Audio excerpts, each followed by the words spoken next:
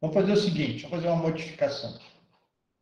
Nós vamos chegar nessa conduta logo. Vamos responder o TDE e em seguidinho a gente vai chegar nesse assunto aí. O que faltou para o TDE ali, Thaís? Que é a questão da classificação quanto a ser crime comum próprio ou de mão própria, né?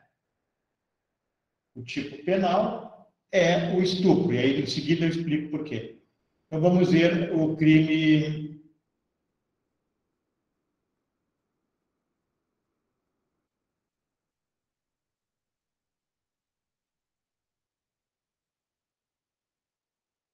Aqui. E por que o estupro praticado pelo policial não é um crime próprio? Você saberia me explicar?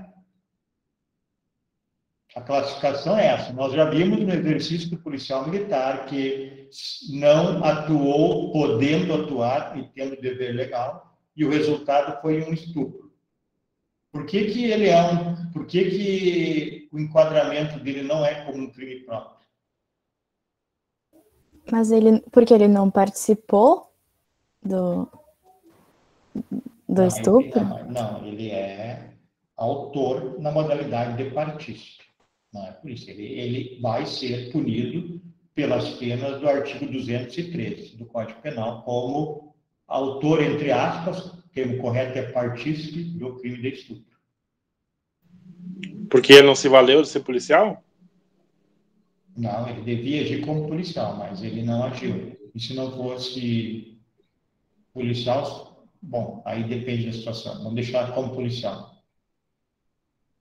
Eu falei para vocês que o crime próprio é aquele que exige uma condição especial do sujeito ativo. Pergunto para vocês: o crime de estupro exige que o autor ou o partícipe tenha alguma condição especial? Ou qualquer pessoa pode realizar? Qualquer pessoa. Qualquer pessoa.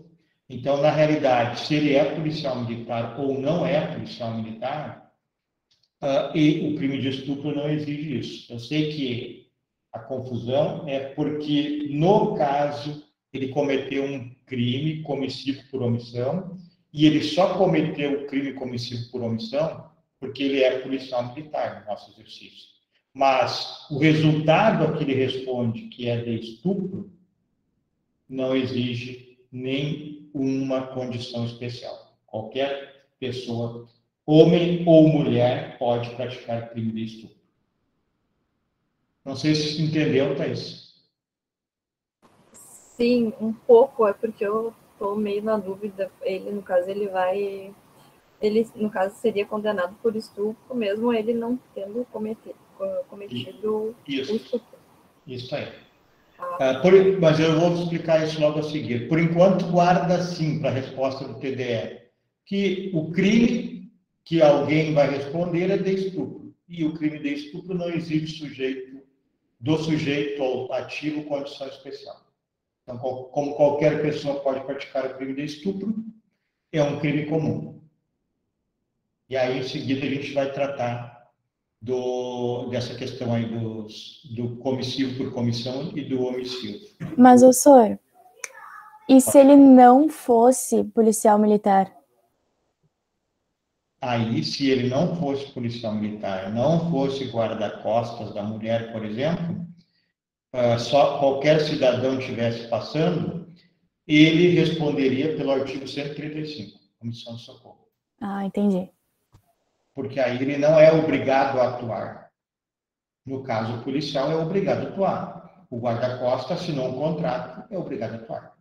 Mas vocês vão entender isso logo em seguida. Só vamos continuar aqui. A minha pergunta vocês entenderam a diferença? Quem responde, o que é um crime comum, o que é um crime próprio, o que é um crime de mão própria? Alguém ficou em dúvida?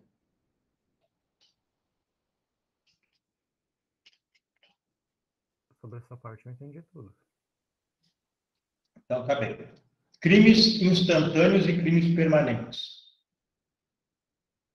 Crime instantâneo é aquele crime que se consuma no ato. Ele não se prolonga no tempo. O sujeito praticou o ato, consumou. Por isso o nome é crime instantâneo. Há uma modificação natural da situação. O resultado naturalístico se modifica na hora. Por exemplo, no homicídio, no momento que consumou o homicídio, é porque alguém foi morto. Então, esse resultado é instantâneo. Consumou o homicídio, tem uma pessoa morta. Primeira coisa. Segundo, furto. Inverteu a posse do objeto. O A subtrai do B uma bicicleta. Bom, no momento que inverteu a posse, que o A retira do domínio do B, a bicicleta, o objeto, consumou. É um crime instantâneo, consuma na hora do ato. Estupro. O homem estupra a mulher. Pode ser mulher estuprar homem também. Atualmente é possível. No momento que houve o constrangimento, que é o verbo do artigo 213, constranger, há o resultado. Isso é um crime instantâneo. Lesão corporal. No momento em que o A agride e lesiona a integridade física do B, consumou. É um crime instantâneo. E nós temos uma outra categoria chamada de crimes permanentes. O crime permanente, ele tem uma consumação que se prolonga no tempo, né? Ele se consuma no momento da conduta do sujeito ativo, sim, mas ele continua se consumando por certo tempo. Então, por exemplo, no crime de sequestro, quando o sujeito ativo do sequestro faz refém, retira a liberdade da vítima, tira de dentro do carro, por exemplo, consumou o sequestro. Leva para o cativeiro, continua consumando o sequestro. Está há 10 dias no cativeiro, continua consumando. Está há 20 dias no cativeiro, continua consumando. Está há 3 meses no cativeiro, continua consumando. Todos os dias ele vai se consumando. É diferente dos crimes instantâneos. O homicídio, A matou B hoje, consumou hoje, amanhã, não tem nada a ver, já está consumado. Daqui a 30 dias, já está consumado desde 30 dias atrás. Enquanto que os crimes permanentes, não. Sequestro, tráfico de entorpecentes, por exemplo, tráfico de entorpecentes. O sujeito tem depósito, que é um dos 18 verbos da lei de tóxicos, 11.343 de 2006, são 18 condutas que são incriminadas. Uma delas é ter em depósito. Então, se o sujeito recebeu, comprou em depósito, tem lá 10 quilos de maconha na sua casa, faz um ano que ele está vendendo lá 50 gramas no dia, 10 no outro, esse crime está se consumando todos os dias. Ele tem em depósito e o crime de tráfico, um dos verbos é ter em depósito. Então, está se consumando todos os dias. O crime de receptação, que é um crime muito comum, também é permanente. Por exemplo, um indivíduo, um viciado em crack, vai ao centro da cidade, arromba um veículo e subtrai o rádio. E vai numa boca de fumo e troca por droga. Ou vende mais barato para outra pessoa longe da boca de fumo. Qualquer situação serve. Bom, no momento que o sujeito subtraiu o rádio de dentro do veículo, eu tenho um furto. No momento que alguém adquiriu esse rádio do indivíduo que furtou, eu tenho outro crime, chamado de receptação, que é adquirir objeto oriundo de crime. Nesse momento da receptação, consumou o crime de receptação. Porém, esse crime, ele é um crime permanente, ele continua prolongando a sua consumação no tempo. Se o sujeito que comprou o rádio ficar um ano com esse rádio na sua casa, em um ano está se consumando todos os dias. Então, olha a diferença. O furto só se consumou no ato de subtrair de dentro do veículo. Depois daquele dia não tem mais consumação, já está consumado. A receptação ficou um ano se consumando. Influencia a pessoa que comprou o objeto oriundo do crime, tipo, saber ou não saber? Sim, tem um tipo penal diferente, tem pena maior. Quem sabe tem pena maior do que aquele que compra culposamente sem saber. E a partir de que quantia tipo, é considerado tráfico? Não tem quantia, depende Não do tem. conjunto probatório. Ah, certo. Tem pessoas que são presas por tráfico com copos, algum objeto só com resquícios de droga ali. Depende de filmagens, depoimentos, etc. Não tem quantia. Bom, para terminar essa parte, para vocês entenderem, para que interessa saber se é crime instantâneo permanente? Por que me interessa saber se o furto só consumou naquele dia que subtraiu lá do carro? Para que interessa saber que a receptação se prolonga no tempo, a consumação pode ficar meses, anos consumando? Duas situações. Primeiro, flagrante delito. O Código de Processo Penal determina o que é flagrante, artigo 302 do Código de Processo Penal. Então, no momento que subtrai o rádio do veículo, como é um crime instantâneo, o flagrante só cabe ali, naquele dia ou algumas horas depois, somente ali. Dali a 24 horas, por exemplo, não tem horário definido, só estou dizendo. Se o sujeito que furtou o veículo for preso com o rádio, ele não pode ser preso em flagrante, porque se consumou no ato de subtrair de dentro do carro. E o CPP diz que flagrante, uma das modalidades, é ser flagrado no ato em que subtrai, ou logo depois com o objeto. Então, se passou algumas horas, 20 horas, 24 horas, 36 horas, ele é pego com o objeto, não pode ser mais preso em flagrante. E aí, o sujeito que comprou o rádio pode. Ele comprou o rádio furtado, o sujeito que furtou não pode ser mais preso. E o sujeito que comprou o rádio pode. Está há 1 ano com o rádio em casa. Aí coloca no carro dele. Vai lá na 7 de setembro, bota o som a todo volume, chega lá a brigada, retira o som e se identifica que aquele rádio é furtado. O proprietário identifica, está por ali, identifica. O cara que está com o carro, com o rádio, há 1 ano no seu carro, vai ser preso em flagrante. Porque é um crime que se consumou naquele momento que foi descoberto que o rádio era receptado. Entenderam essa questão, primeira? Sim. Sim. Mas a pessoa que vendeu esse rádio, no caso, vai ser... Vai responder por furto sem poder ser presa em flagrante. Pode até ser presa por uma prisão provisória, eventualmente. Tá, e aí configura como o crime permanente. Não, o furto não, é crime comum. Instantâneo, desculpa, crime instantâneo. A receptação, quem comprou, sim, é crime permanente. Entendi. Tá. Outra questão. Súmula 711 do STF. Vou ler aqui para vocês. Acho que eu não tenho aberto, vou abrir aqui, ó.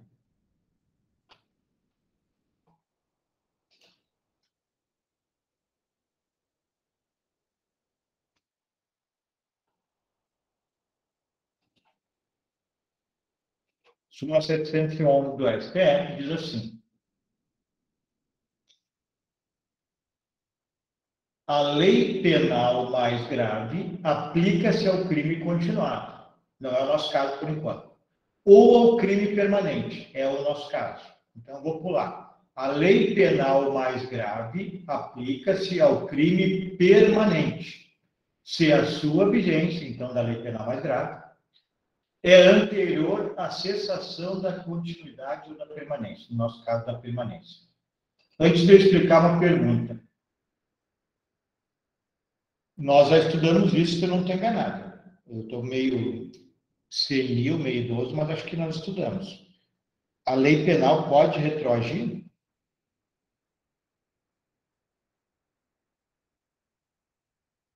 Eu falei isso com vocês, né, lá nos princípios, ou não?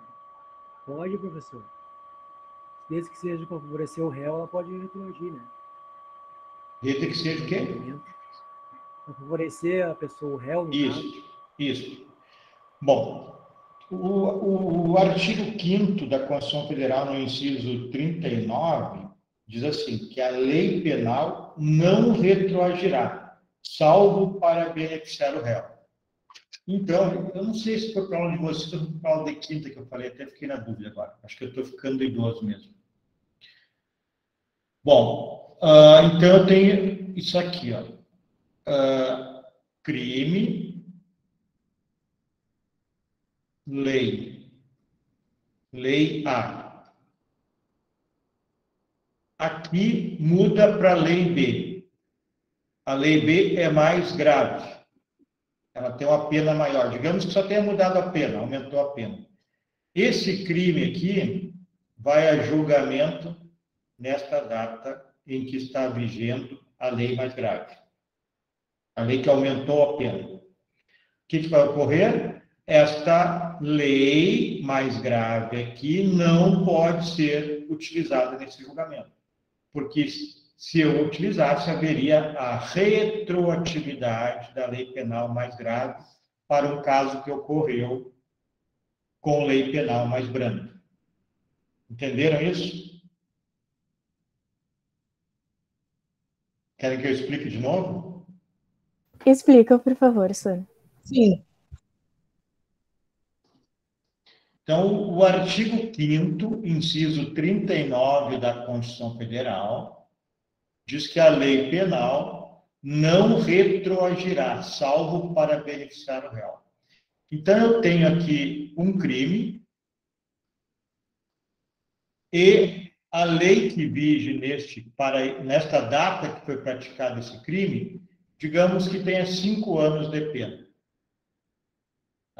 2 a 5 anos.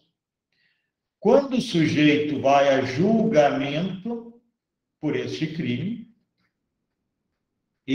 aqui, ó, vai ser julgado meses, anos depois. Já está em vigor uma lei que o crime continua sendo o mesmo, mas aumentou a pena. Isso é comum acontecer. Mesmo crime, lei aumenta a pena vai para 4 a 8. Então, o sujeito praticou um crime, a pena prevista era 2 a 5. Quando ele foi a julgamento, este crime teve a pena elevada para 4 a 8. Mesmo que ele esteja sendo julgado na data que já está em vigor a lei nova, por força do artigo 5º, inciso 39, que diz que a lei penal não retroagirá, salvo para beneficiar o réu. Pergunto para vocês, isso aqui beneficia ou prejudica o réu? Prejudica. Então, não pode retroagir. O direito fundamental, o direito humano fundamental do artigo 5º é bem claro. A lei penal não retroagirá, salvo para beneficiar o réu. Então, isso não pode acontecer em hipótese alguma. Entenderam todos ou ainda tem dúvida? Posso falar de novo? Agora eu entendi. Tudo certo. Tá. Olha a questão agora, então, da súmula 711 e do crime permanente. Vai mudar.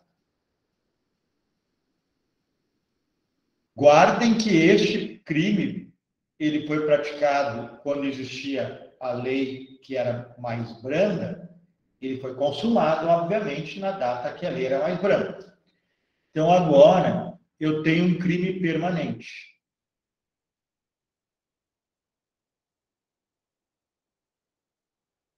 O anterior não era crime permanente. Então, vamos botar aqui, tráfico de entorpecentes. Deixa eu ver o número a lei 6368 de 76 trazia como pena para o tráfico 3 a 15 anos de reclusão. A lei 11.343 de 2006, que é a atual, traz para o tráfico a pena de 5 a 15 anos. Então, a mínima aumentou em 2 anos. Tá. O sujeito adquire, ainda quando vigia essa lei, hipoteticamente falando, tem muito tempo, mas só para você entender, depois eu vou dar um outro exemplo de sequestro. Digamos que ele tenha adquirido aqui 1 tonelada de maconha. E aí, ele é preso. Tão logo, ele é preso antes de modificar a lei. E vai a julgamento quando a lei já é nova. Posso aplicar essa lei ou não? Ele foi preso antes de mudar a lei. O dia que ele foi preso, consumou. Ele ficou lá, sei lá, 1 ano com 1 tonelada vendendo. E aí foi preso antes de modificar a lei. Vai a julgamento depois que a lei nova entrou em vigor. Qual lei será aplicável ao caso concreto? A de 76? A de 76, a lei que não pode retroagir porque prejudica o réu. Agora, olha o outro exemplo que eu vou dar para vocês. Crime de sequestro.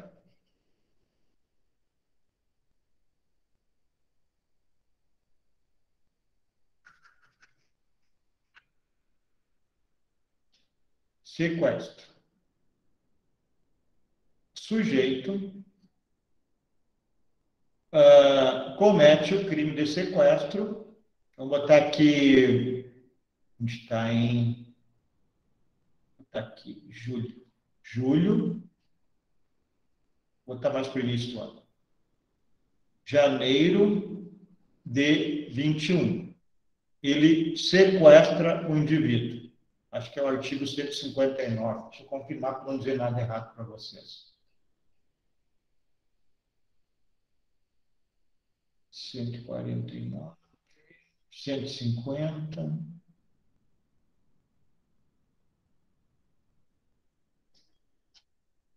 Extorsão mediante sequestro. Artigo 159. Sequestrar pessoa com o fim de obter para si ou para outrem qualquer vantagem como condição ou preço de resgate. Tá? Então, o sujeito sequestra a vítima em janeiro de 21. Leva para o cativeiro. E vai se prolongando lá o sequestro. Em julho de 21, a polícia bate no cativeiro e liberta a vítima.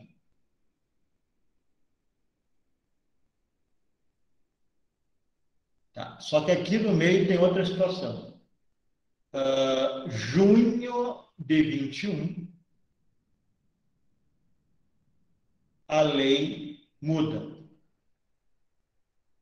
Aumenta a pena. Então, quando o sujeito foi libertado, o sujeito passivo foi libertado e o sujeito ativo foi preso, havia mudado a lei. Porém, ele sequestrou o sujeito, a vítima, antes de mudar a lei. Aí ele vai a julgamento, claro, pela lei nova, né? Qual é a lei que é aplicável? A lei nova. A mais grave. Qual a explicação? Porque é Que crime. finalizou no crime permanente quando ele foi preso, né? Porque o crime permanente, no caso esse sequestro, consumou no dia que ele foi preso. E no dia que ele foi preso, já havia a lei nova. Por isso que a súmula 711 diz isso, que nos crimes permanentes, a lei aplicável pode ser a lei mais grave, desde que ela entre em vigor antes da consumação, entre aspas, final. Na verdade é consumação, eu falei final só para você entender. Alguma dúvida, pergunta, posso explicar novamente, se alguém não entendeu. Posso ir adiante, então? Então, vamos adiante. Agora é a questão que a gente falou no início da aula. crime comissivo, omissivo próprio e crime comissivo por omissão. O crime comissivo quer dizer um crime por ação. É um verbo que indica uma ação. Matar, no homicídio. Estuprar, ou melhor, desculpa. Constranger no estupro. Subtrair no furto e no roubo. A maioria dos crimes, então, tem um verbo por ação. Isso aqui, tranquilo. A maioria do Código Penal, leis esparsas, é assim. Se o verbo indica uma ação, é um crime comissivo, é um fazer. Só que eu tenho mais duas situações. Eu tenho, além do crime comissivo, existe o crime omissivo, que é quando o sujeito deixa de realizar uma conduta, uma abstenção que ele pratica, e essa abstenção, o código, a lei diz que é crime. E o crime omissivo, ele se divide em dois: crime omissivo próprio e crime omissivo impróprio. O crime omissivo próprio, o nome já indica, é só guardar. Sempre que é o crime que será aplicado ao sujeito, é uma abstenção, é um deixar de fazer. Por exemplo, artigo 135 do Código Penal. Alguém lê para mim 135, enquanto eu acho outro aqui. Eu quero mostrar também.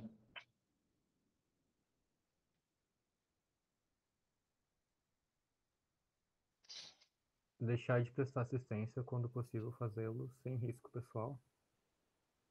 Isso. O artigo 135 do Código Penal, pode ler todo ele para nós, ó. Espero que eu vou abrir aqui. Que apareceu Tá. pra mim. Porque está acanhado hoje, está com a câmera fechada. Ah, eu tenho que cortar o cabelo, ele tá feio. Ah, tá. Tá bem? Artigo 135. Deixar de prestar assistência quando possível fazê-lo sem risco pessoal. Aí tem umas opções aqui. A criança abandonada ou extraviada, ou a pessoa inválida ou ferida, ou desamparo ou em grave e eminente perigo. Ou não pedir, nesses casos, o socorro da autoridade pública. Então, obrigado. A gente tem aqui o artigo 135, que o verbo é deixar de prestar socorro à pessoa ferida, à criança, por exemplo. Nós temos o artigo 267, também do Código Penal, que o verbo também é negativo. Diz assim, 269, desculpa, deixa eu acertar aqui, 269. Deixar o médico de denunciar à autoridade pública doença cuja notificação é compulsória. Ou seja, existe uma relação pelo Ministério, algum órgão do Ministério da Saúde que determina quais as doenças que são de notificação compulsória. O médico que não notificar essa doença ao órgão competente de saúde, comete o crime, porque ele deixou de notificar, deixou de denunciar à autoridade pública a doença cuja notificação é compulsória. Isso aqui, então, é um crime omissivo próprio, porque o verbo é negativo, é uma abstenção, é algo que ele devia fazer e não fez, e ainda é um crime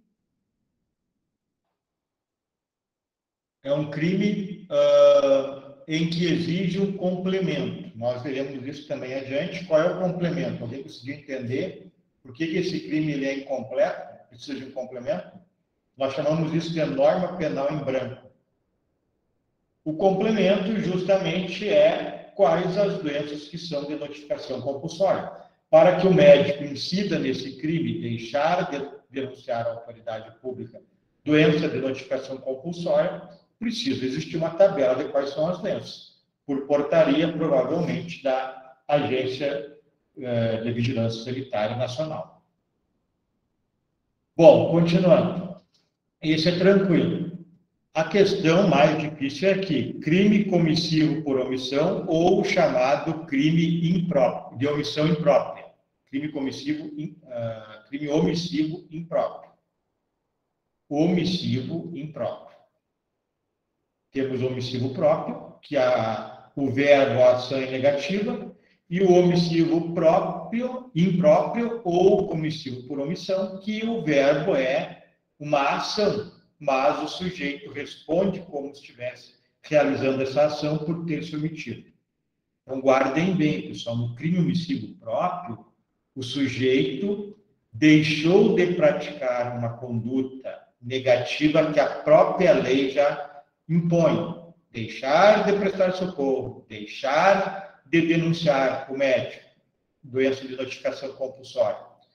No impróprio, omissivo impróprio ou comissivo por omissão, o sujeito ele vai se omitir, só que ele vai responder como se tivesse feito uma conduta positiva, praticado um estupro, um homicídio, um roubo. Vamos ver por quê. Lê para mim aí, por favor, alguém o parágrafo 2º do artigo 13.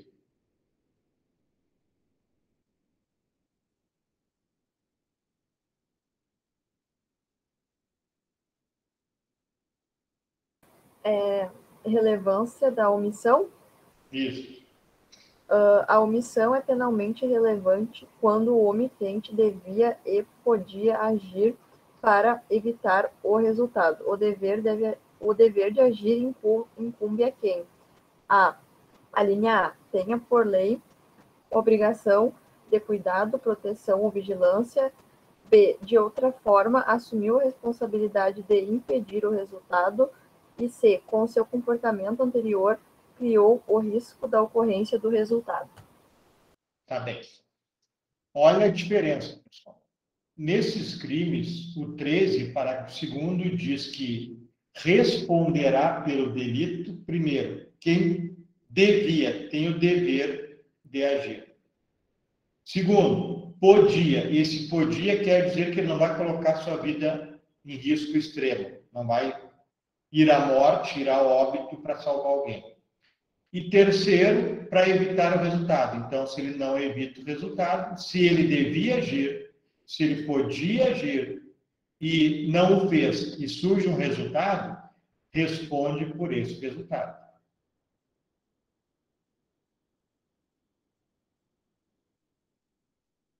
Thaís, tu pode ler para mim ali a parte final de novo? Aquela parte de quem tem o dever?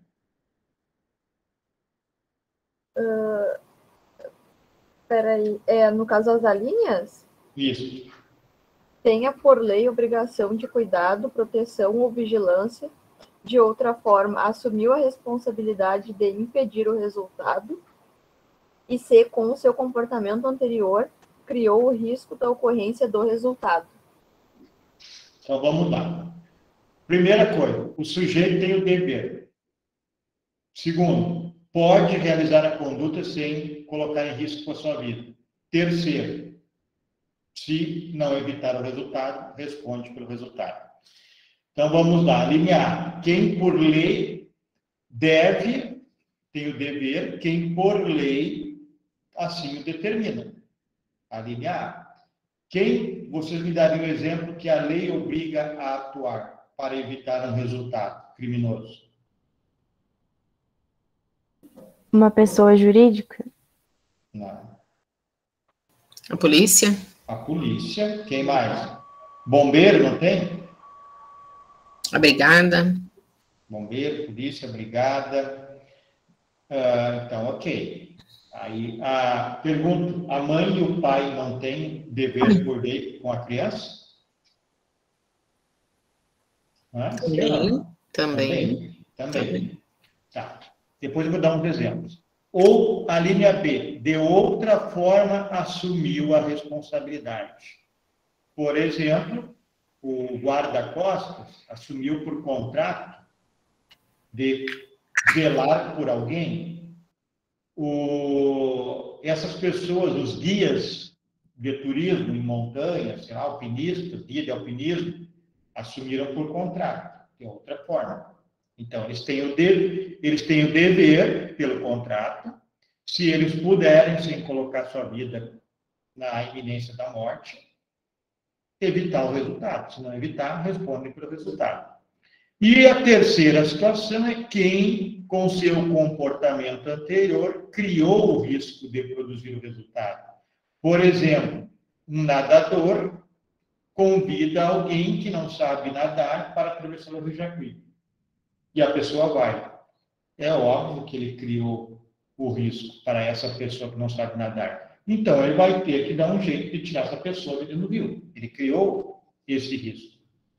Alguém que, por exemplo, vai dar uma tempestade anunciada, o tempo já está ventando e ele convida para andar de barco no mar, uma terceira pessoa. Ele é marinheiro, enfim, e vai dar um passeio de barco. Ele colocou a vida da pessoa com seu comportamento anterior em risco. Então, ele tem o dever de evitar esse resultado. Podendo evitar, tem que fazer tudo o que é possível para evitar esse resultado. Tá, vamos para os exemplos. Ocorreu um fato na cidade de São Gabriel, em que havia uma aglomeração, haviam diversas pessoas, isso é antes da pandemia, num posto de combustível, e havia lá um policial militar de folga que não estava fardado nada. Por algum motivo, não sei qual, e não interessa, esse policial militar passou a ser agredido por diversas pessoas que estavam no posto. Em frente a este posto, ali assistindo tudo, havia uma viatura da Brigada Militar com 2 policiais. Bom, aí eu vou perguntar para vocês. Vocês não sabem exatamente da situação, eu sei pelo que eu li na imprensa. Mas pergunto para vocês, esses 2 policiais militares que estavam de serviço com a viatura, eles tinham o dever legal de intervir nesta situação? Sim. Sim, ok. Sim. Se eles pudessem, em tese, eles estavam armados, poderiam usar até a viatura, então, em tese, eles poderiam intervir sem colocar diretamente a vida em risco?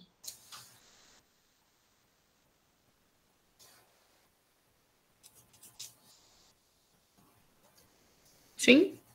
Sim, possivelmente sim. Havia algumas pessoas agredindo uma terceira pessoa. Os policiais, em tese, essas pessoas não podem andar armadas, né? Então havia 2 policiais armados com uma viatura. Podia usar a viatura para tocar nas pessoas, podia atirar para cima, para o lado, seja o que for. Não o fizeram. O resultado sobreveio e foi morte. A pergunta é, esses 2 policiais militares, a partir da análise que vocês fizeram, eles respondem por omissão de socorro do artigo 135 do Código Penal ou respondem pelo crime de homicídio do artigo 121 do Código Penal?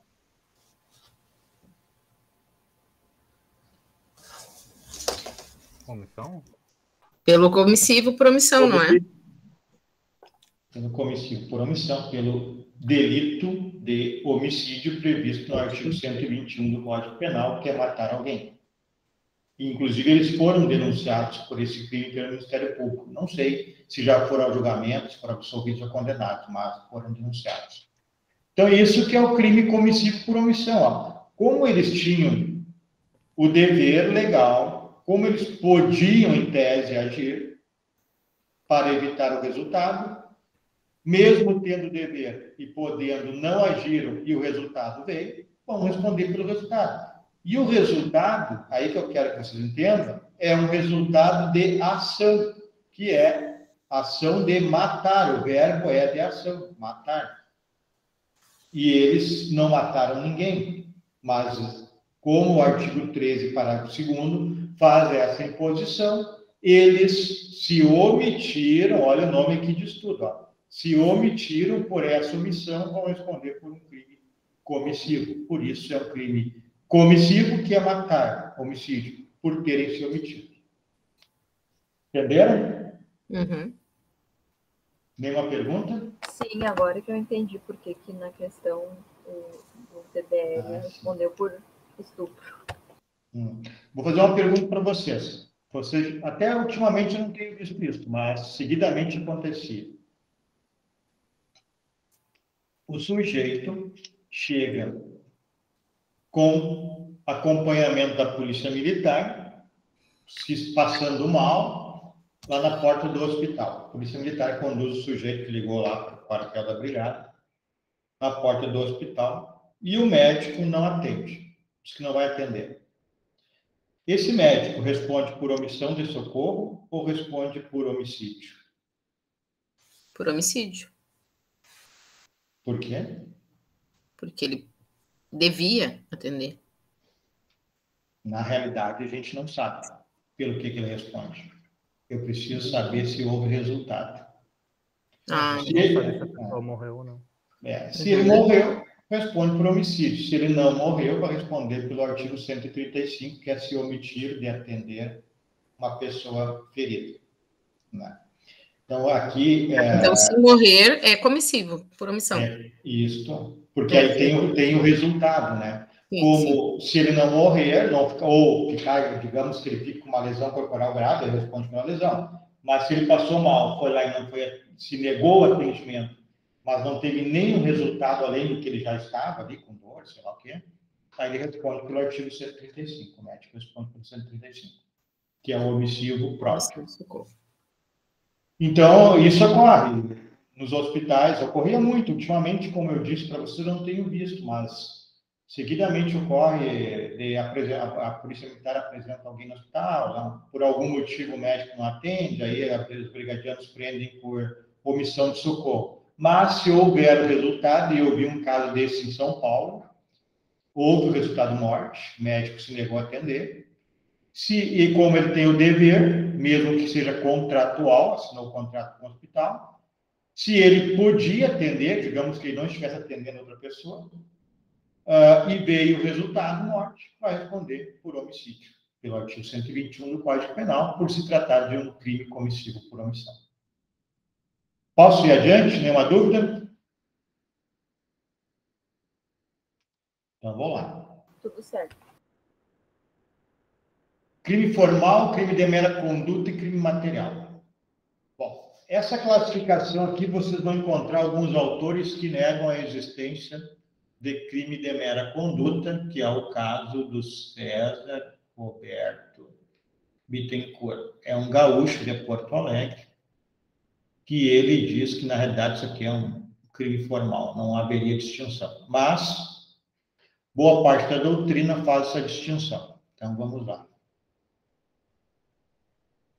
Crime, começar por aqui por baixo, material. Crime material é aquele que necessita de um resultado natural, deve haver uma modificação naturalística, que nós sabemos. Então, precisa de um resultado natural e material para consumar. Aí o exemplo é: matar alguém é um crime material porque houve uma modificação no mundo exterior. Uma pessoa que estava viva passou a estar morta, porque alguém a matou. No furto, artigo 155, é um crime material porque há uma inversão da posse de um objeto. Uma bicicleta, uma TV, sei lá o quê. No crime de estupro, é um crime material porque há um constrangimento sexual em uma pessoa. Houve uma mudança na situação natural. Então, isso são crimes materiais. O crime material, então, ele prevê na sua conduta, no seu tipo penal, ele prevê uma conduta, por exemplo, matar alguém, e prevê para consumar o crime de homicídio uma modificação naturalística. Alguém que estava vivo passou a estar morto. Alguém que tinha uma res, um objeto, né, passou a não ter mais esta res. Então, houve uma modificação. E só consumou a partir dessa modificação, o que é um resultado natural. Para consumar, então, tem que haver esse resultado, esta modificação. Vamos lá para cima, crime formal. O crime formal é aquele delito que descreve a conduta que não se pode praticar e também descreve o resultado no tipo penal, tanto quanto no crime material. O crime material, como eu mostrei para vocês, tem uma conduta e pressupõe um resultado. Crime formal, a mesma coisa. Tem uma conduta que não deve ser executada e tem um resultado previsto no tipo penal. A diferença é que no crime material, eu preciso do resultado material, da mudança naturalística, tanto no homicídio quanto no furto, por exemplo. Homicídio, alguém vivo passa a estar morto. No furto, a coisa que era de alguém passou a posse de outra. Aí consuma. Neste caso do formal, não precisa haver essa modificação no mundo natural, não precisa haver esse resultado. Então, vamos lá. Por exemplo, o artigo 316 do Código Penal, que trata do crime de concussão, que diz assim: exigir, olha o verbo, exigir o servidor público, em razão do seu cargo, vantagem indevida. Então, exigir uma vantagem, que é indevida, claro, né? Então, o verbo, a ação é exigir. O resultado pode ser receber uma vantagem indevida. Então, tanto quanto nos crimes materiais, que prevê uma conduta e um resultado, os crimes formais, como vocês estão vendo, também prevê uma conduta e um resultado. A diferença é que, para consumar o crime formal, não há necessidade do resultado.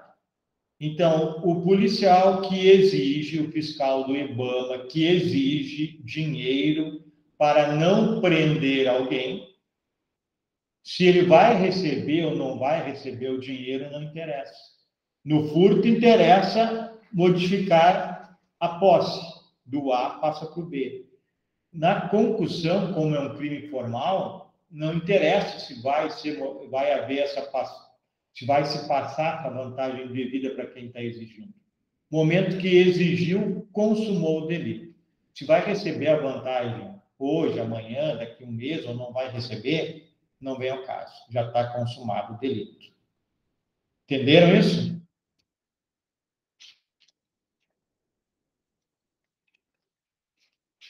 Mesma situação no artigo 159. Vamos dar mais um exemplo aqui. Código Penal, 159. Sequestrar pessoa com o fim de obter, para si ou para outrem, qualquer vantagem como condição ou preço do resgate. Isso aqui é um crime formal, porque está no tipo penal a conduta que não se pode praticar, que é tirar a liberdade de alguém, sequestrar. E ainda está o resultado necessário para...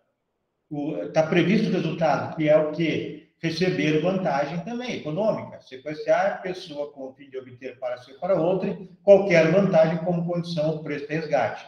Então, o tipo penal diz que não pode sequestrar. Se sequestrar, comete crime. E o resultado desse sequestro que é receber uma vantagem como condição ou preço do resgate. Como é um crime formal, não há necessidade de receber o valor. No momento que sequestrou, que é tirar a liberdade, consumou.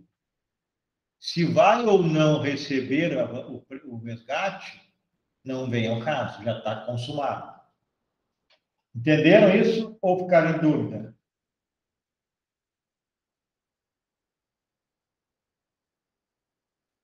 Estou um pouco em dúvida.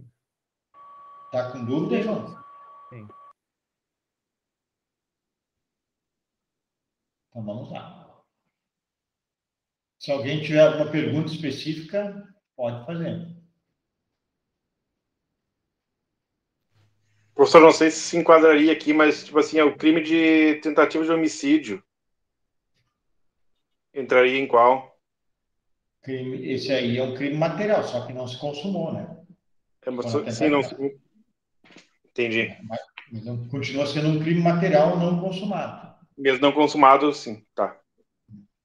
Bom, vamos lá. O crime material é aquele crime que, no tipo penal, há a conduta que nós não podemos praticar e a pressuposição, no mínimo, de um resultado.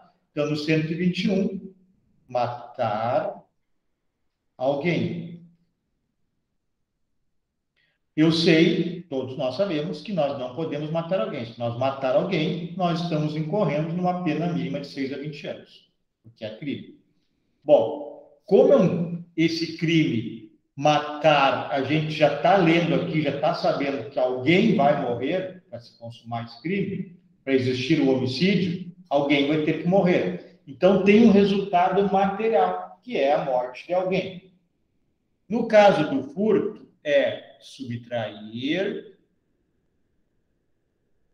para si ou para outrem coisa alheia,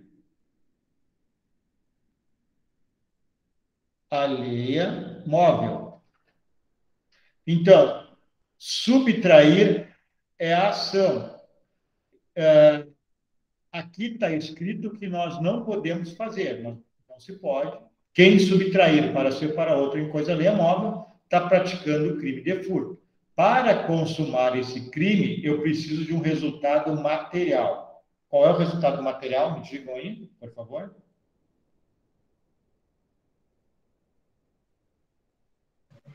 O roubo? Na realidade, não, a gente não pode... Material? Na realidade, o crime é de furto, mas para ter o furto, para existir o furto, o que precisa existir? Qual é a situação material que tem que existir? A falta de alguma coisa? Subtração? Isso, é a inversão da posse, a subtração do objeto. Então, o A subtrai do B uma TV. O resultado material é a inversão da posse, é a subtração da TV. Estava com A, passou a estar com B. Então, isso é um crime material, porque não vai se consumar enquanto o B não ficar com a TV. Só vai se consumar no momento que o B retirar a TV do A. No homicídio é a mesma coisa, só vai se consumar no momento em que tiver um cadáver. Senão não se consome. Tudo isso é questão material, é palpável. Aqui vocês conseguiram entender? Sim. Sim. Sim. Mais um exemplo para a gente ir lá para o formal. Estelionato, artigo 171, 171. Isso é a aplicação de uma fraude para ter uma vantagem indevida. Então, o sujeito usa de uma estratégia, de um ardil, para que o A entregue ao B alguma coisa, dinheiro, joia, carro, qualquer coisa. É uma fraude. Então, o A ludibria, engana, usa de estratégia para que o B lhe entregue alguma coisa. Essa coisa é um objeto material. Então, é um crime material. Tudo bem aqui? Uhum. Tá, eu vou ler aqui o artigo 171 para vocês entenderem o que eu estou querendo dizer. Uma coisa, eu tô vendo tá lendo junto com o conteúdo ali do texto base. Esse crime material é o crime de resultado? É, isso. Tá. Estelionato, obter para si ou para outrem vantagem ilícita. Então, está escrito qual é a conduta que nós não podemos praticar, que é obter para si ou para outrem. E qual é o resultado? Vantagem ilícita. Está aqui no tipo penal descrita a conduta que eu não posso praticar e está escrito o resultado, que é obter a vantagem ilícita. Aqui, tudo bem. Tranquilo? Sim. Então, vamos adiante. Agora vamos lá para o formal. O crime formal, da mesma maneira que no crime material, ele diz no tipo penal qual é a conduta que nós não podemos praticar e ele também diz o resultado que vai surgir desta conduta. Então, vamos ler o artigo 316.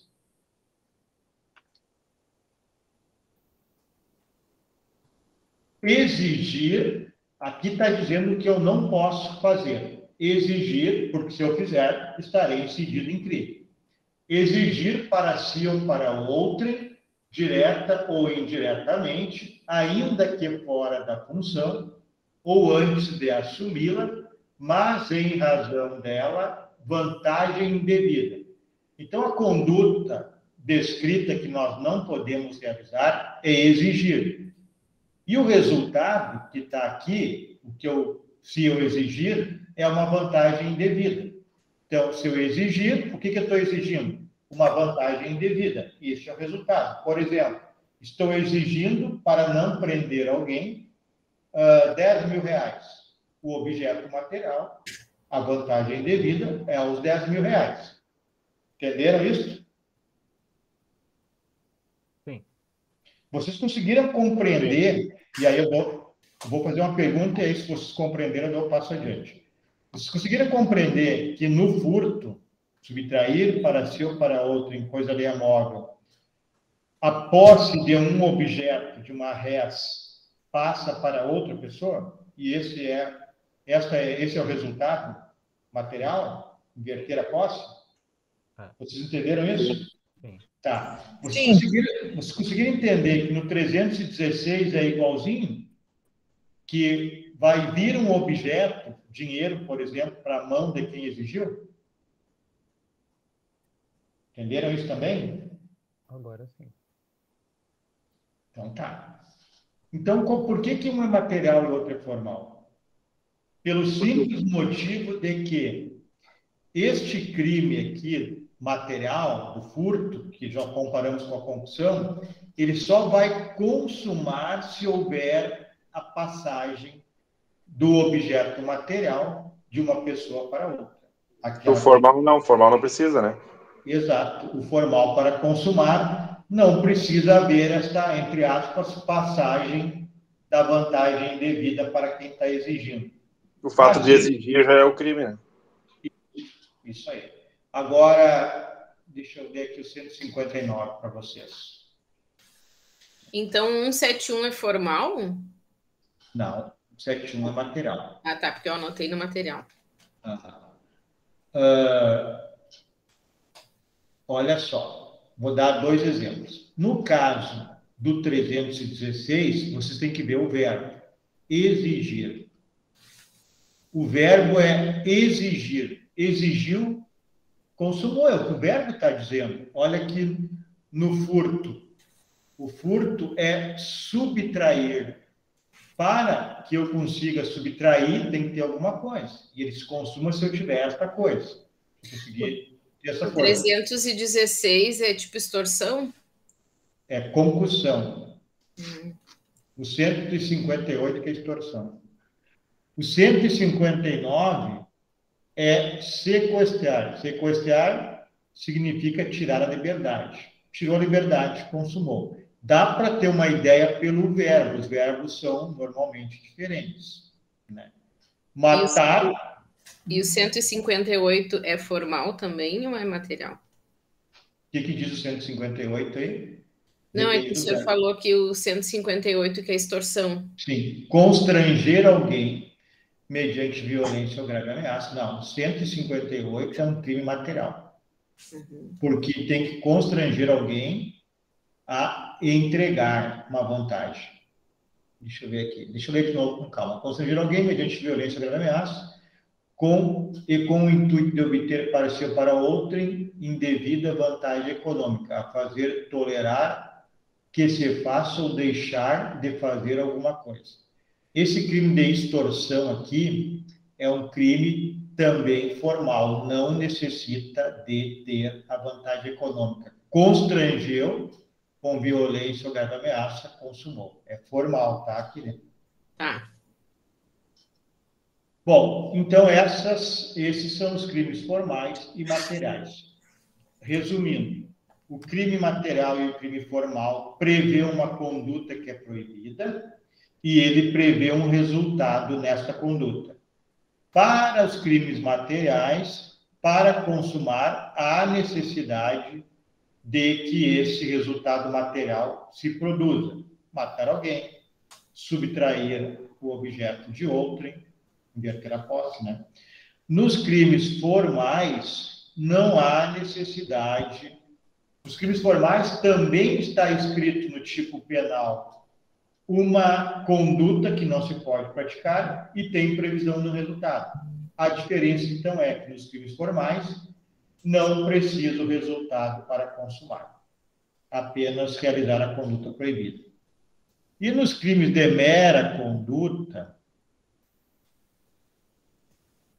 há apenas a descrição do resultado, a descrição do tipo. A descrição do tipo. Vou tirar isso aqui para não confundir. Ó. A descrição do tipo. Por exemplo, artigo 150 do Código Penal. Vamos ler aqui. Não há descrição de resultado, só da conduta. 150. Entrar ou permanecer clandestina ou astuciosamente, ou contra a vontade expressa ou tácita de quem de direito, em casa alheia ou em suas dependências. Então, tentem imaginar, ó, o tipo penal, vou repetir: entrar, permanecer clandestino ou astuciosamente ou contra a vontade expressa ou tácita de quem de direito, em casa alheia ou em suas dependências. Aqui prevê algum resultado, eu li para vocês o tipo penal de violação de domicílio do artigo 150. Nesse tipo penal que eu acabei de ler, vocês identificaram algum resultado, como obter vantagem indevida, como inverter a posse de um objeto, ou não diz nada disso? Não diz nada, é só... Não, só sim de entrar. Só ingressar e permanecer. Então, é um crime de mera conduta. Não há previsão de resultado naturalístico no tipo penal, na conduta. Essa é a diferença, então, para o formal e para o material. Posso ir adiante, pessoal? Pode. Sim. Sim. Isso aqui é tranquilo, crime de dano e crime de perigo. Crime de dano é aquele que traz uma efetiva lesão ao bem jurídico. Por exemplo, no furto, a lesão é patrimonial, perdeu um objeto, perdeu dinheiro. No homicídio, a lesão ao bem jurídico, vida. Deixou de estar vivo, passou a estar morto, é óbvio, né? Os crimes de perigo são aqueles crimes que contam apenas, a consumação conta apenas com a probabilidade do dano. Enquanto nos crimes de dano, para consumar, tem que ter uma efetiva lesão, uma lesão real ao bem jurídico, matar, subtrair. Nos crimes de perigo, há apenas uma probabilidade de dano. Por exemplo, no crime do porte de arma, que está previsto no Estatuto de Desarmamento, não tem previsão, não tem lesão nenhuma prevista. Portar a arma, o que vai acontecer com o B se o A estiver portando arma? Alguém consegue identificar isso? Não, porque não tem lesão nenhuma ao bem jurídico meu, de vocês, se alguém agora estiver portando uma arma ilegalmente no centro de Cachoeira. Há uma possibilidade que esse sujeito atire em alguém, mas não há um dano efetivo. Então, isso é um crime de perigo. Outro exemplo, dirigir embriagado. Qual é a lesão a bem jurídico que alguém preso nesse momento dirigindo embriagado causou a outra pessoa? Nenhuma, não tem lesão nenhuma. Ninguém foi atropelado, por exemplo, então não tem lesão nenhuma. Quando alguém é preso dirigindo embriagado, é um crime de perigo. Porque para ser de dano, tem que haver um dano. Uma morte, uma subtração do patrimônio, um estelionato empregando uma estratégia, convencer alguém a entregar alguma coisa. No crime de estupro, um crime de dano, tem que haver o dano sexual. No de sequestro, tem que haver a retirada da liberdade. Então, são danos efetivos ao bem jurídico. Mas se a pessoa que dirigiu embriagada, ela atropela, se consuma como crime de dano? Ou... Se ela atropela, teria um crime de homicídio. Aí não tem mais crime de direção embriagada. Tá bom. Aí é um crime de dano, né? Homicídio. Conseguiu entender, João? Mais ou menos, porque no crime de dano ali tá dizendo que tem um exemplo de homicídio. Daí me confundi um pouco agora. Sim, o dano ao patrimônio jurídico vida, que é a morte de alguém. O bem jurídico no homicídio é vida. Se alguém é morto, houve um dano ao bem jurídico. Crime de dano. Não entendi qual é a tua dúvida. É que tu disse que, quando eu perguntei que se dirigisse embriagado e matasse, tu disse que seria um crime de homicídio. Aí no crime de dano, o exemplo era homicídio, foi isso que eu me confundi. Isso aí, eu terei um homicídio que é um crime de dano. Porque aí deixou de ser uma direção embriagada para ser um homicídio. Tá bem. Vamos adiante. Crimes unissubjetivos e plurissubjetivos. Unissubjetivo, guardem a palavra subjetivo, nos dois casos.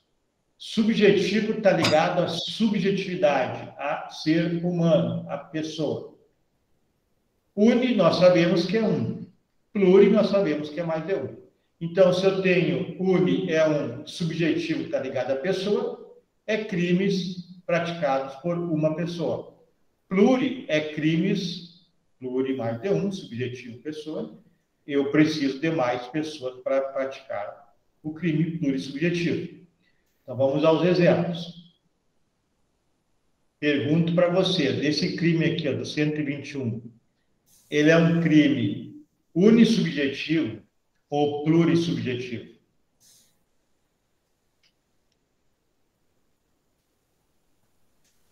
Qual a pergunta, senhor? Se o João mata o Pedro, é um crime unissubjetivo ou plurissubjetivo? Uni. Uni, porque uma pessoa matou outra. Reformulando, se o João, o Pedro e o Carlos mataram o Adroaldo, é um crime uni ou plurissubjetivo? Pluri. Bom, a pergunta era capciosa, era para vocês errar mesmo. Unissubjetivo. Por quê? Porque o homicídio continua sendo possível a sua prática por uma pessoa. Se uma matou, se 10 matou ou 20 matou uma pessoa, ele continua sendo possível que uma pessoa apenas o pratique. Então, por isso será um crime unissubjetivo. Aqui vocês vão entender a diferença. Então, não importa quantas pessoas praticaram, e sim se ele podia ser praticado por uma única pessoa. Isso, exatamente. Por isso que eu fiz a pergunta para vocês errarem, para não esquecerem mais. O plurissubjetivo, ele exige, ele não tem como uma pessoa praticar. É obrigado a mais de uma pessoa praticar. Então, se você pegar o crime de organização criminosa, que está previsto no artigo 288 do Código Penal, lá diz reunirem-se mais de 3 pessoas para praticarem delitos. Então, olha aqui, ó, mais de 3. Então, não tem como uma pessoa praticar. Isso é um crime plurissubjetivo, que é obrigatório mais de uma pessoa para existir o crime do 288. Mesma coisa a rixa. A rixa tem que ter mais de 2 pessoas, tem que ter no mínimo 3. Porque não tem como uma pessoa praticar rixa, porque ela não vai brigar com ela mesma. O crime de rixa, a gente já viu, é uma briga generalizada, quando eu não identifico a participação de cada um. Então, uma pessoa não tem como brigar com ela mesma. 2 pessoas. Por que não pode ser rixa 2 pessoas? Porque, se for 2 pessoas, eu sei o que uma fez na outra. Se o A saiu lesionado, eu sei que foi o B. Então não pode ser rixa, lesão corporal. Aí, se a lesão corporal é um crime unissubsistente, porque só uma pessoa já pode praticar uma lesão, apesar que 10 também pode praticar a lesão. Na rixa, tem que ter mais de 2 pessoas, no mínimo 3. Então, é um crime plurissubsistente. Sempre que o tipo penal exigir para consumar o delito mais de uma pessoa, eu terei os crimes plurissubsistentes, subjetivos. Tranquilo? Posso ir adiante? Sim. Ninguém tem dúvida?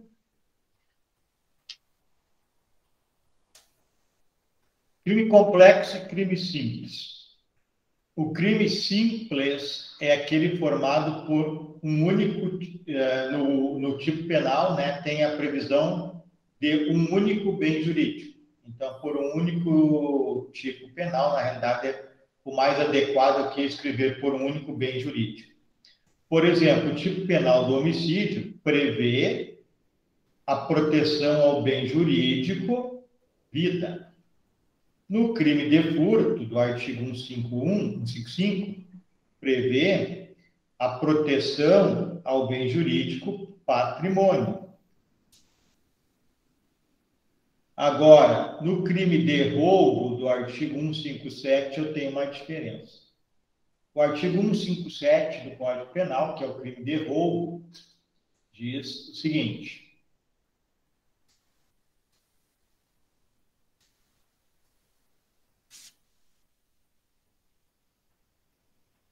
subtrair coisa móvel alheia.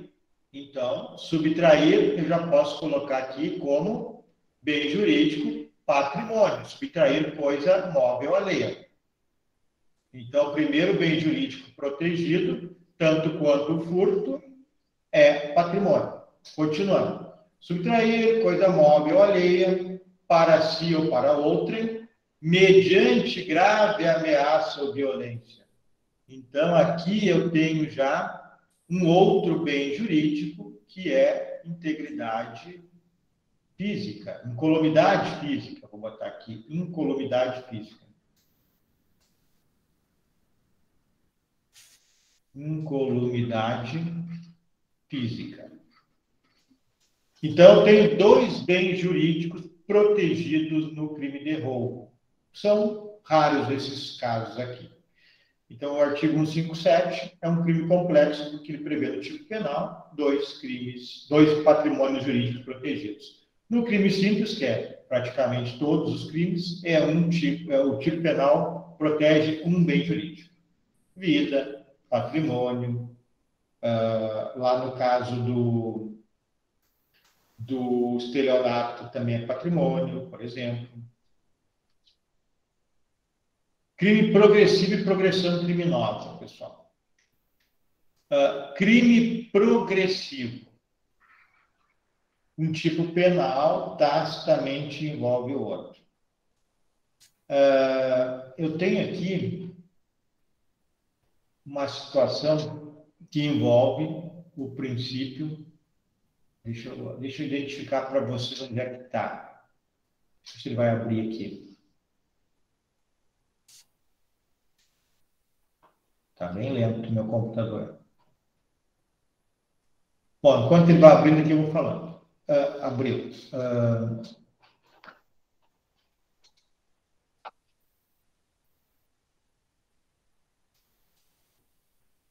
Eu acho que eu não compartilhei. Logo eu vou publicar aquele Google Site. Vocês vão ter coisas novas aí do que a gente está vendo agora. Bom, vai estar escrito ali, se não está ainda, o princípio da consunção. Esse princípio aqui da consunção é o que vai explicar para vocês agora o que é um crime progressivo. Então, quando diz que um tipo penal tacitamente envolve outro, eu estou falando do princípio da consunção. Por exemplo, pergunto para vocês, me respondam aí. No homicídio, a morte de alguém, necessariamente precisa de uma lesão corporal ou não há necessidade? Mesmo que seja uma lesão interna, envenenamento, por exemplo. Precisa? Precisa. Então, isso é um crime progressivo. Eu quero o homicídio. Só que para eu chegar ao homicídio, eu preciso passar pelo 129, que é a lesão corporal. Isso é obrigatório. Não tem como matar alguém sem ter a lesão corporal do artigo 129. Isso, o princípio da consunção explica que o crime meio empregado para atingir o meu fim, ele fica consumido. Então, por isso que o sujeito só responde pelo crime de homicídio e não por de lesão corporal. Fica consumido, porque o objetivo era matar. Para matar, necessariamente, eu preciso da lesão. Enquanto que a progressão criminosa é diferente. O agente tinha a vontade de lesionar, por exemplo. Ele brigou com alguém na rua, vou praticar uma lesão nesse sujeito, 129, vou agredi-lo. Ele passa a agredir e ele, por um motivo ou outro, ele resolve matar. Ele muda a ideia dele. Não foi um acidente. Ele, pensadamente, resolve matar. Então, ele iniciou com a ideia de lesionar e, enquanto praticava a lesão, ele resolve matar. Ele mudou o objetivo dele. O 129 também continua consumido pelo mais grave 121, mas são situações diferentes. No progressivo, crime progressivo, é obrigatório passar pelo crime anterior. Na progressão criminosa, não se tinha a ideia do crime final. A ideia era do outro crime. E o sujeito muda de ideia. É basicamente isso, bem teórico. Vamos tentar terminar essa parte. O crime de forma livre é bem tranquilo, pessoal. É aquele crime que pode ser praticado de qualquer maneira. Alguém quer perguntar alguma coisa? O crime de forma livre é aquele crime que pode ser praticado de qualquer maneira. Um homicídio, dá para pensar quantas situações. Pode matar com uma facada, com um tiro, com uma paulada, uma pedrada, um empurrão. O furto, dá para pensar diversas vezes. Como eu vou retirar o objeto de alguém sem que este alguém perceba no momento que eu estou retirando? Posso pensar em N situações. Então, o tipo penal deixa livre para eu praticar, como eu achar melhor. O crime de forma vinculada, ele diz no tipo penal quais as únicas possibilidades, as únicas formas que eu posso praticar. Vamos dar um exemplo aqui do 284. 284. Curandeirismo. Exercer o curandeirismo. Inciso 1. Prescrevendo, ministrando ou aplicando habitualmente qualquer substância. 2. Usando gestos, palavras ou qualquer outro meio. E 3. Fazendo diagnósticos. O crime de curandeirismo, ele só é de forma vinculada porque ele só pode ser praticado com essas 3 condutas que eu acabei de ler. Prescrevendo, ministrando ou aplicando habitualmente qualquer substância. 2. Usando gestos, palavras ou qualquer outros meios. 3. Fazendo diagnósticos. Viram a diferença? Matar, eu mato de qualquer maneira. O Código Penal não diz quais as maneiras que eu tenho que usar para matar alguém ou para furtar. No crime de forma vinculada, que são poucos, está dizendo, no tipo penal, que eu só posso consumar aquele delito se eu utilizar aquelas condutas ali descritas. Ou eu praticar aquelas ações ali descritas.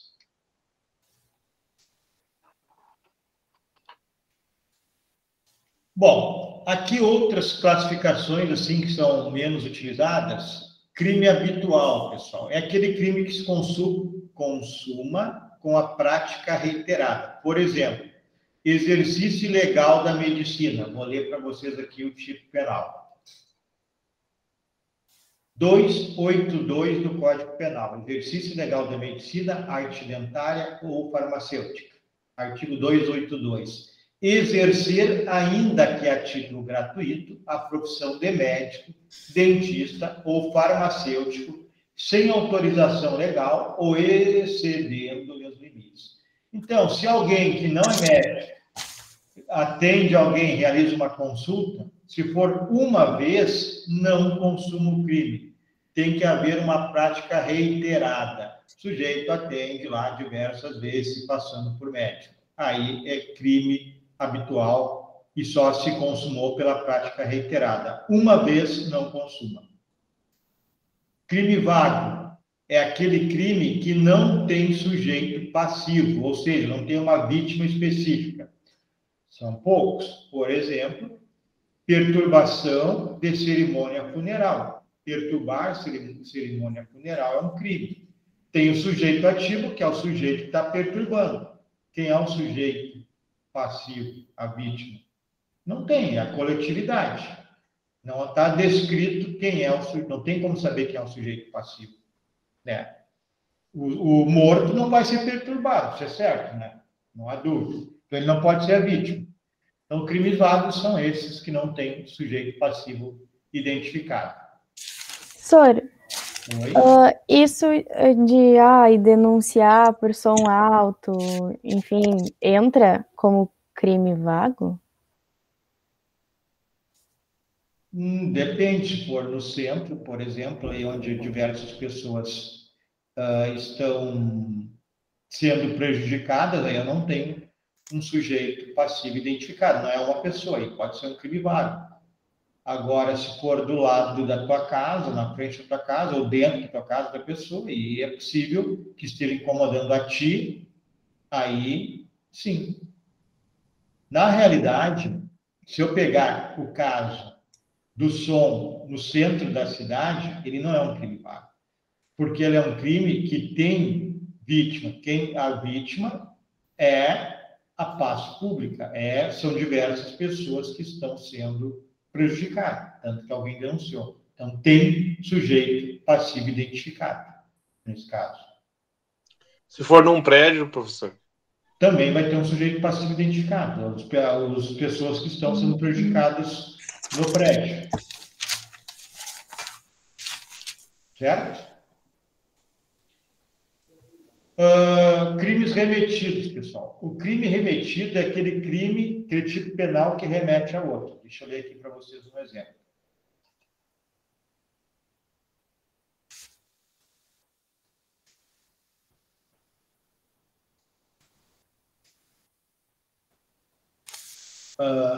Olha só o que diz o artigo 304 do Código Penal. Fazer uso de qualquer dos papéis falsificados ou alterados a que se refere o artigo 297 a 302. Então, vamos ver o 297.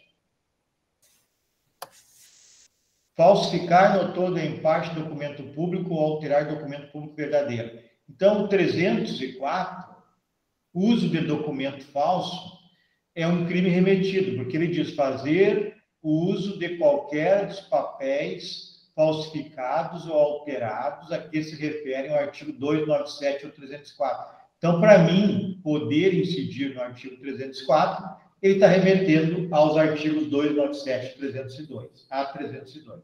Por isso que é chamado de crime remetido.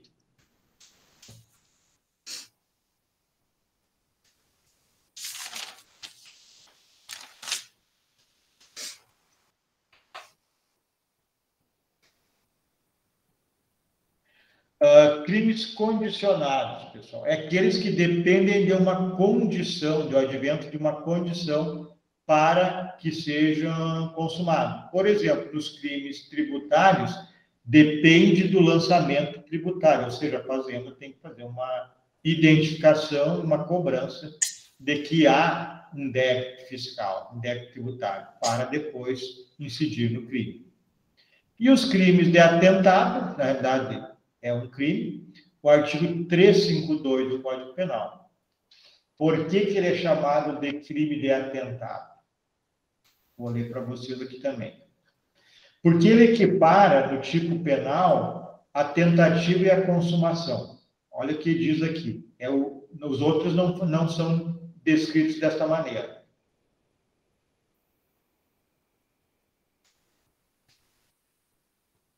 352. Evadir-se ou tentar evadir-se o preso ou o indivíduo submetido à medida de segurança detentiva usando de violência contra a pessoa. Então, neste crime aqui, de atentado, ele está equiparando a consumação e a tentativa. A pena é a mesma. Se o preso se evadir ou tentar se evadir, a pena vai ser de 3 meses a 1 ano e mais a pena da violência. Então, não faz diferença entre crime consumado e tentado. Se eu pegar o homicídio, por exemplo,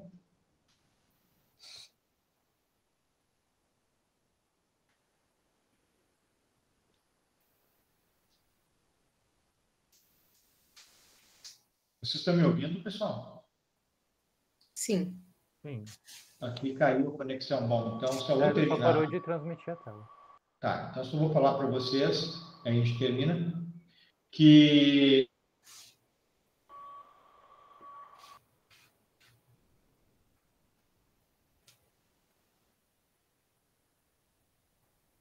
A internet dele caiu.